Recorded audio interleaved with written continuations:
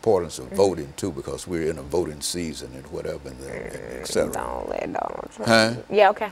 You know, just that's what I'm, you know, talk about the basic constitutional rights that people have. The 13th Amendment black folks had because they were slaves. In the 14th Amendment, they became citizens, and the 15th Amendment allowed them the right to vote. And now, when we talk about voting, this is where it's needed. People like your, 20 seconds out. People in your situation. And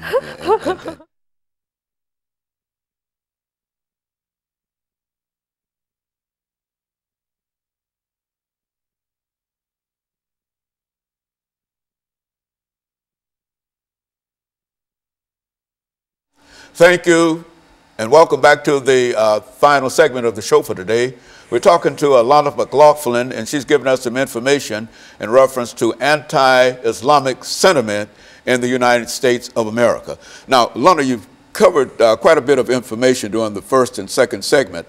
Let's give you the opportunity during the final segment to deal with some of the other aspects of this anti-Islamic sentiment.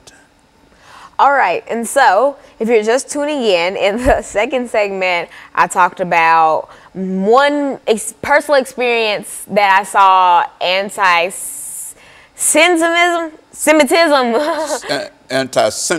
Sentiment, oh my God. Sentiment going on towards a man who was carrying a Quran. He had on a traditional dress from some country. I'm not quite sure because I haven't really taken any cultural classes. But he wasn't American. He was carrying a Quran, so I'm going to make an inference that the man was a Muslim. And so we were kind of okay, I was in Washington, D.C., so I was at John F. Kennedy Airport, and I was trying to go to Nashville. And so I was going through TSA, and he was behind me. And so I got all my stuff packed. I put it in the little cubbies. They put it through. I got my stuff back. It was over with. And I was waiting on the chaperones that I was with to accompany me onto the flight and all that. So I kind of sat down, and I was observing what else was going on at the airport. And I saw TSA kind of giving the man who was behind me a hard time. Like, for instance, what they would do, like, this is his Quran. They would open it and just, like, kind of manhandle it, trying to see if there was anything in there, and they were shaking it. Like, it was, and it didn't look in too great a condition, so it looked like it could have snapped like that. And it was just, they were doing so much extra, and that really just made my blood boil, because at that time there wasn't anything I can do, because I couldn't go up there, because once you go through TSA, I couldn't go straight, because as he was coming through it, I couldn't go through that line, and everything was too busy, so I couldn't really do anything about it except, you know, tell the chaperones I was with, and even they expressed their own disgust about it. And that just really made me think, wow, like that's something that happens so often, but it's never reported on websites and etc. But let that have been any other race getting racially profiled, I promise you it would have been everywhere. If that was me and they were double checking my stuff and asking me stupid stuff like, do I live in Chicago, or do I have a father, and stupid stereotypical things like that, trust me, it would have been on News Channel 5 like that, or on Fox 17. So you find that this is quite prevalent. It's quite prevalent in terms of the denial in a real sense of people's constitutional rights, the citizenship rights and whatnot. Is that what you're saying here? It is, and that's why I feel like there are certain political candidates who do not encourage equality.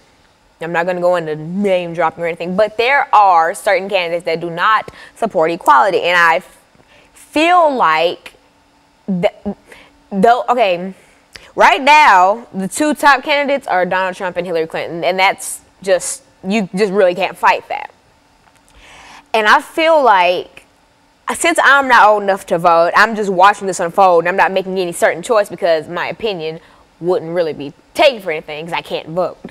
But I'm watching this unfold, and I'm listening to both of their speeches and all the things that they promised to do with America. And I'm just sitting here thinking like, wow, one of these candidates really wants an America that's built around him and people who are like him, that 1%.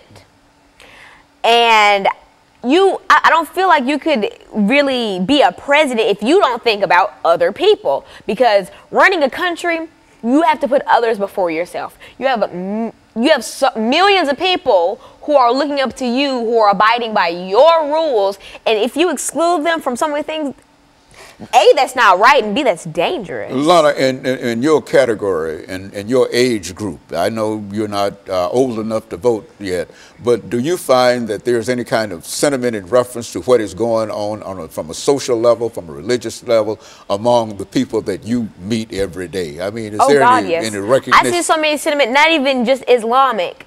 I see so much sentiment towards me going to school from my peers, because I was blessed with a brain and I've put my brain to use. So I'm in a lot of extracurricular activities that are academic based. So I've been called things like, I've been told things like, I don't want to be black because all I do is hang around white kids and I'm so white and things like that. But the last time I checked, I don't look that white. So you think that in a real sense that there's quite a bit of really racism in a real sense among people of your age, and what are you doing to try to change that in order to make the world that we live in a better world? What are you doing, and what do you find that some of your peers can do?